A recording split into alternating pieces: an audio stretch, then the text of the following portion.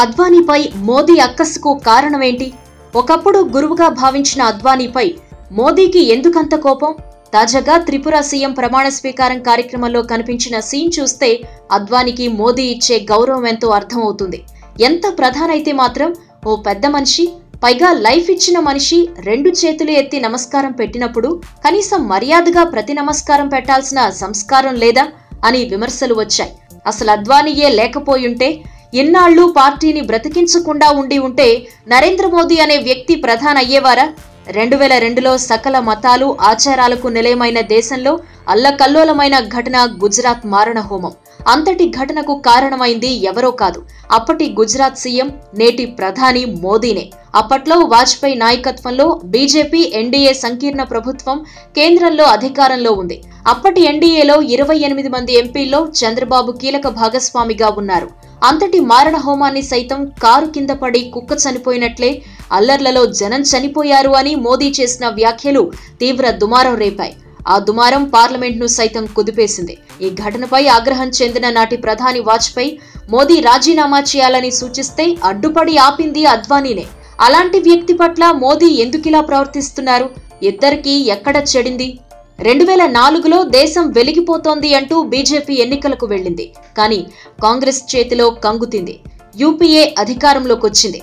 ఆ తర్వాత 2009లో అద్వానీ నాయకత్వంలో మళ్లీ ఎన్నికలకు వెళ్లిన బీజేపీకి మరోసారి పరాభవం ఎదురైంది. అయితే ఆ తర్వాత జరిగిన పరిణామాలతో, కాంగ్రెస్ కుంభకోణాలు, ఇతరత్రా కారణాలతో అప్పటికే ఆ పార్టీపై జనం అసహనంగా ఉన్నారు. దీంతో 2014లో బీజేపీ గెలుపు ఖాయం, అద్వానీ ప్రధాని అవుతారు అని అనుకున్నారంతా.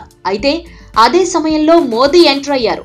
2014లో మోదీ నాయకత్వంలో ఎన్నికలకు వెళ్లాలని పార్టీలోని కొందరు నాయకులు అనటం మొదలుపెట్టారు. అయితే అద్వానీ వర్గం దీన్ని వ్యతిరేకించింది. ప్రధానంగా ఎన్డీఏ భాగస్వామ్య పక్షాలు మోదీ నాయకత్వాన్ని అంగీకరించేది లేదని తేల్చి చెప్పాయి. అయితే వ్యూహాత్మకంగా తన మాట నెగ్గేలా చేశారు మోదీ. ఆర్ఎస్ఎస్ కూడా 2009లో అద్వానీ విఫలమయ్యారని, అందుకే మోదీకి మద్దతు ఇస్తున్నామని తేల్చి చెప్పింది. అయితే దీన్ని తీవ్రంగా వ్యతిరేకించారు అద్వానీ. దీంతో తన ప్రధాని అభ్యర్థిత్వాన్ని అడ్డుకోవడానికి అద్వానీ చేసిన ప్రయత్నాలు మనసులో పెట్టుకున్న మోదీ అధికారంలోకి వచ్చాక కక్ష సాధించడం మొదలు పెట్టేశారు. రాష్ట్రపతి పదవి విషయంలోనూ అన్యాయం చేశారు. బాబ్రీ కేసు తిరిగి తెరపైకి తేవటంలోనూ ఎవరున్నారో తెలుసంటూ మోదీపై విమర్శలు వచ్చాయి.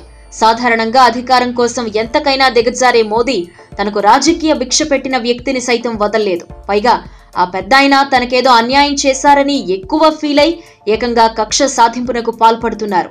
ఒక్క మాటలో చెప్పాలంటే అద్వానీకి మోదీతో చెడలేదు, కానీ మోదీ కావాలనే అద్వానీని అడ్డు తొలగించుకోవాలి అనుకుంటున్నారు అన్నది అర్థమవుతోంది. ఈ వీడియో మీకు నచ్చినట్టయితే లైక్ చేయండి, షేర్ చేయండి. మరిన్ని ఇంట్రెస్టింగ్ వీడియోస్ చూడడానికి మా ఛానల్ కు తప్పక సబ్స్క్రైబ్ అవ్వండి.